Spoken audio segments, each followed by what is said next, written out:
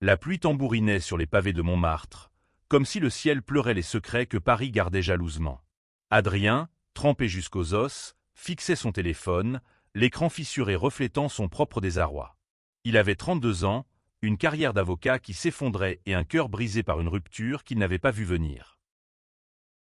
Uber arrive dans 2 minutes, annonça l'application. Il releva les yeux, cherchant des phares dans la nuit.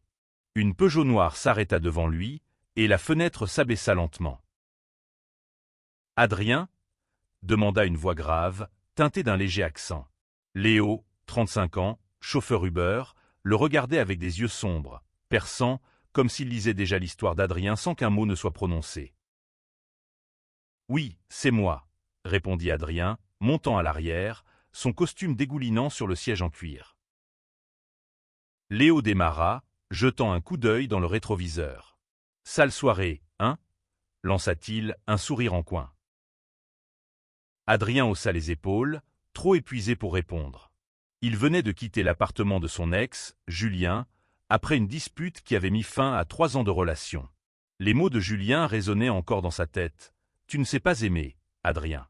Tu te perds dans ton travail, et moi, je ne suis qu'un détail. » La voiture glissait dans les rues de Paris, les néons des bars et des cafés projetant des éclats de lumière sur le visage fatigué d'Adrien. Léo, sentant le silence pesant, alluma la radio. Une vieille chanson de Charles Aznavour remplit l'habitacle, et Adrien ne put s'empêcher de murmurer les paroles. « Fan d'Aznavour ?» demanda Léo, brisant le silence. « Ça me rappelle mon père », répondit Adrien, surpris par sa propre franchise. « Il mettait ses chansons en boucle quand j'étais gosse. » Léo hocha la tête, ses doigts tapotant le volant. « Les vieilles chansons, ça a une âme, non? Elles racontent des histoires qu'on vit tous, d'une façon ou d'une autre. » Adrien observa Léo dans le rétroviseur. Il y avait quelque chose dans sa voix, une chaleur, une sincérité qui contrastait avec l'indifférence des chauffeurs qu'il croisait d'habitude. Léo avait les cheveux noirs bouclés, une barbe soigneusement taillée, et une cicatrice discrète au-dessus de son sourcil gauche, comme un souvenir d'une vie qu'Adrien ne connaissait pas. « Et toi, c'est quoi ton histoire ?» demanda Adrien, presque malgré lui. Léo rit doucement. « Mon histoire ? Disons que je roule la nuit pour payer les factures, mais je rêve de rouler ailleurs loin de tout ça. » La conversation s'installa, fluide, naturelle. Adrien parla de son travail, de la pression des cabinets d'avocats parisiens, de son incapacité à dire non. Léo raconta ses soirées à conduire des fêtards, des amoureux, des solitaires. Il parla de son enfance à Belleville, de ses parents immigrés du Maroc, de son frère qui ne lui parlait plus depuis qu'il avait fait son coming out. « Ça n'a pas été facile, » admit Léo, son regard fixé sur la route. « Mais je me suis dit que je préférerais être seul que de vivre un mensonge. » Adrien sentit une boule se former dans sa gorge. Il n'avait jamais eu à faire face à ce genre de rejet. Ses parents avaient accepté son homosexualité sans ciller, mais il portait d'autres chaînes. La peur d'échouer, de décevoir, de ne pas être assez. La course s'acheva devant l'immeuble d'Adrien, dans le Marais. La pluie avait cessé, laissant place à un ciel étoilé. Il hésita avant de descendre. « Merci, Léo. Pas juste pour la course, mais pour la conversation. » Léo sourit, ses yeux brillants sous la lumière des réverbères. Parfois, une course, c'est plus qu'un trajet. Bonne nuit, Adrien. En montant les escaliers de son appartement, Adrien sentit une étrange chaleur dans sa poitrine. Ce n'était pas de l'amour, pas encore. Mais pour la première fois depuis longtemps, il se sentait vu. Le lendemain, Adrien ne pouvait s'empêcher de repenser à Léo. Il ouvrit l'application Uber, espérant stupidement tomber sur lui à nouveau. Mais Paris était vaste, et les chauffeurs, innombrables. Il passa la journée à travailler sur un dossier urgent, tentant d'oublier la voix grave et les yeux sombres de Léo. Pourtant, le soir venu, il commanda un autre Uber. Et par un hasard qu'il n'aurait jamais osé espérer, c'était Léo. On dirait le destin, plaisanta Léo en le voyant monter dans la voiture. Adrien rougit, gêné. Ou juste une coïncidence. Mais au fil des jours, les coïncidences devinrent des habitudes. Adrien réservait des courses, même pour des trajets qu'il aurait pu faire à pied. Léo, de son côté, semblait toujours disponible, comme s'il attendait ces moments autant qu'Adrien. Leur lien grandissait, fragile mais intense. Ils parlaient de tout, des rêves abandonnés, des blessures du passé, des espoirs qu'ils n'osaient à peine formuler. Léo confia à Adrien son rêve d'ouvrir un petit café, un lieu où les gens pourraient se sentir chez eux, peu importe qui ils étaient. Adrien, lui, avoua qu'il avait toujours voulu écrire, mais que la peur de l'échec l'avait enfermé dans une vie qu'il n'aimait pas. Un soir, alors qu'il roulait le long de la Seine, Léo arrêta la voiture près du pont des Arts. « Viens, on marche un peu », proposa-t-il. Adrien, surpris, le suivit. Sous les étoiles, avec le bruit de l'eau en toile de fond, Léo prit la main d'Adrien. Ce n'était pas un geste audacieux, mais une question silencieuse. Adrien serra sa main en retour, le cœur battant. « Je ne sais pas ce qu'on fait, » murmura Adrien.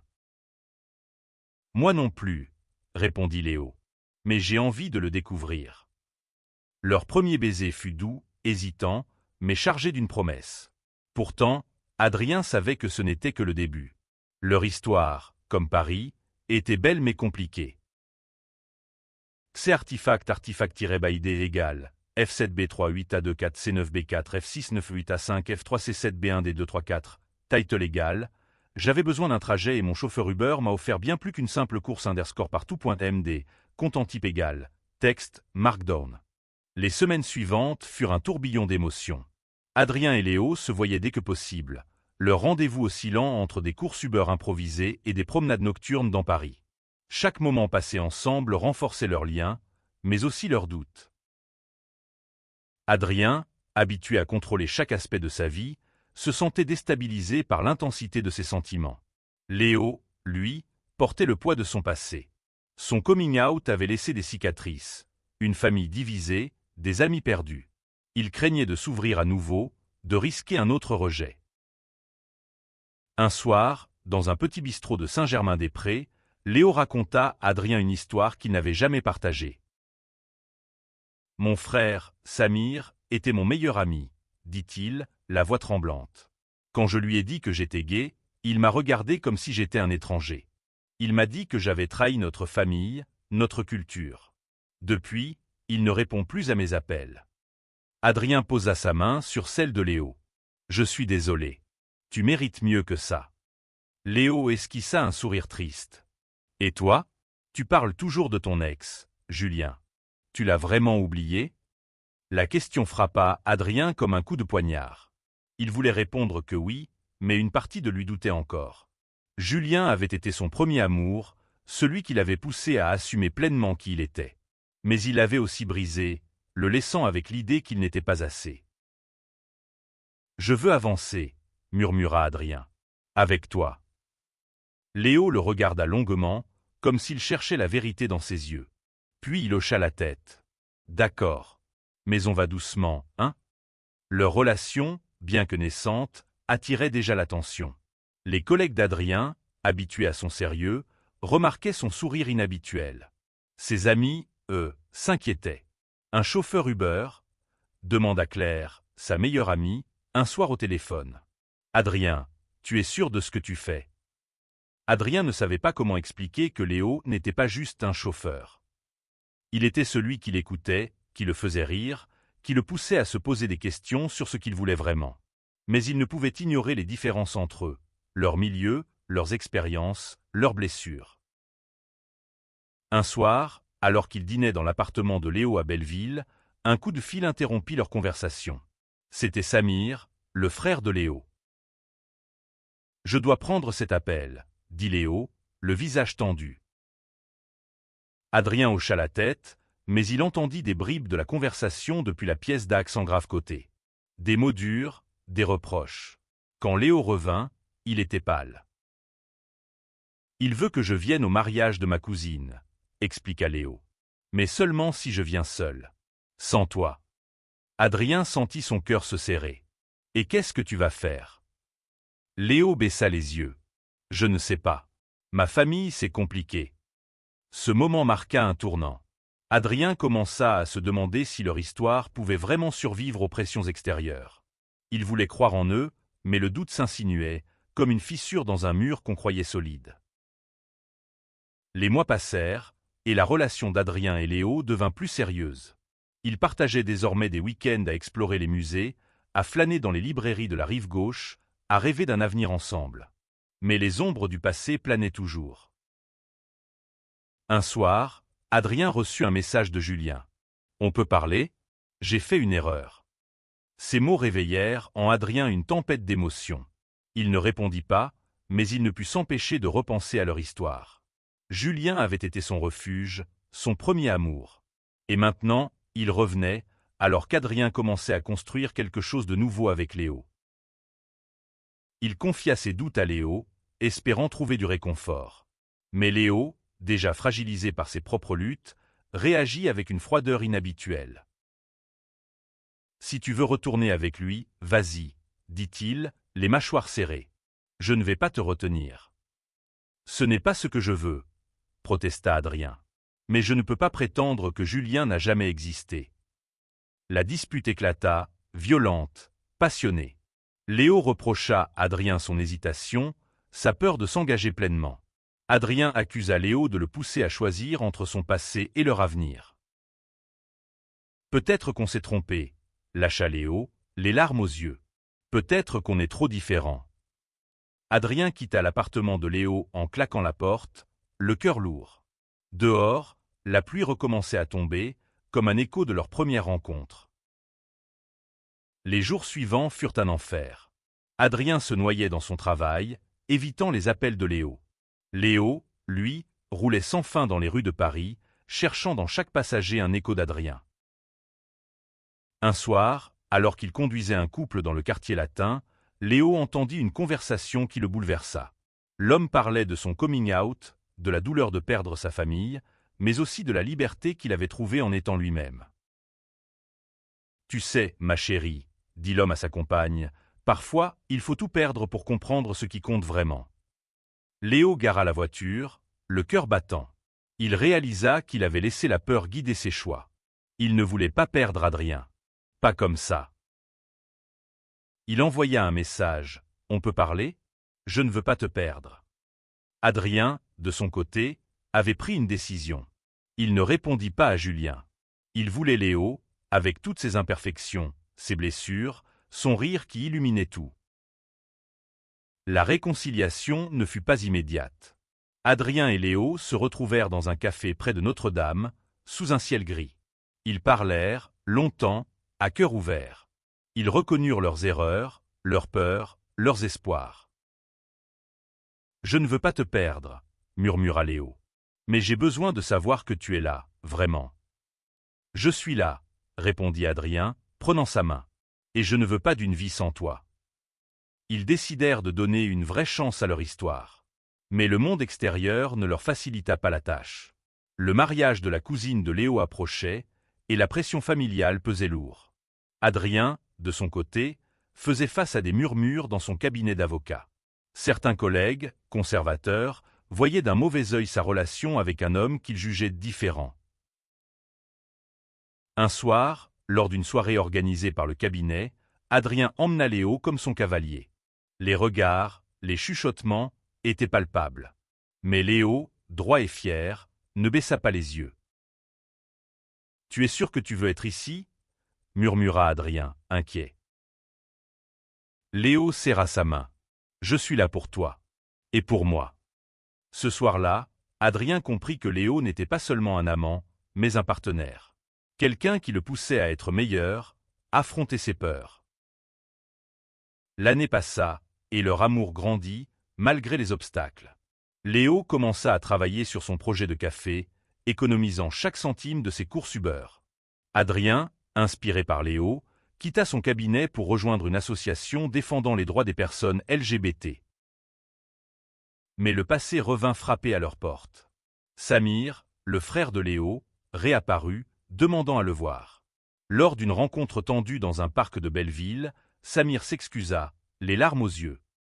« J'ai eu tort, » dit-il. « J'ai eu peur, mais je veux te retrouver, Léo. » Léo, ému, accepta de lui donner une chance. Adrien, témoin de cette réconciliation, sentit une vague d'espoir. Peut-être que l'amour, sous toutes ses formes, pouvait guérir les blessures. Le café de Léo ouvrit enfin ses portes dans une petite rue de Montmartre. Il l'appela l'Étoile filante, un clin d'œil à leur première rencontre sous un ciel étoilé. Adrien, devenu un fervent défenseur des droits humains, passait ses soirées à aider Léo à accueillir les clients, à créer un espace où chacun se sentait accepté. Mais la vie, comme toujours, apporta son lot de défis. Une crise financière frappa Paris, et le café peinait à attirer des clients. Adrien, de son côté, faisait face à des menaces anonymes pour son militantisme. Un soir, alors qu'il fermait le café, un inconnu lança une pierre à travers la vitrine. Un mot était attaché, dégagé. Léo, furieux, voulut riposter. Mais Adrien le retint. On ne répond pas à la haine par la haine. On va continuer. Ensemble. Malgré les épreuves, Adrien et Léo tinrent bon. La communauté du quartier se mobilisa pour soutenir l'Étoile filante. Des artistes, des étudiants, des familles vinrent, transformant le café en un lieu de rencontre, de dialogue, d'amour. Un soir, sous les lumières tamisées du café, Léo s'agenouilla devant Adrien, une bague simple à la main. « Je ne te promets pas une vie parfaite, » dit-il, la voix tremblante. « Mais je te promets de t'aimer, chaque jour, quoi qu'il arrive. » Adrien, les larmes aux yeux, accepta. Leur mariage, célébré dans le jardin du café, fut une explosion de joie, entouré de ceux qui les avaient soutenus. Samir était là, un sourire timide sur le visage, tenant la main de sa femme. Des années plus tard, l'Étoile filante était devenue une institution à Montmartre. Adrien et Léo, désormais mariés, continuaient d'y accueillir des âmes perdues, des amoureux, des rêveurs. Leur histoire, née d'une simple course Uber, était devenue une légende dans le quartier. Un soir, un jeune homme entra dans le café, trempé par la pluie, les yeux rougis par les larmes. Léo, derrière le comptoir, lui offrit un café et un sourire. « Sale soirée, hein ?» demanda-t-il, comme il avait fait des années plus tôt. Le jeune homme hocha la tête, et Adrien, assis à une table, échangea un regard avec Léo. Il savait ce que c'était que de chercher un refuge, un sens, un amour. Leur histoire n'était pas parfaite, mais elle était vraie. Et dans chaque sourire échangé, dans chaque main tendue, ils prouvaient que l'amour, même imparfait, pouvait changer le monde.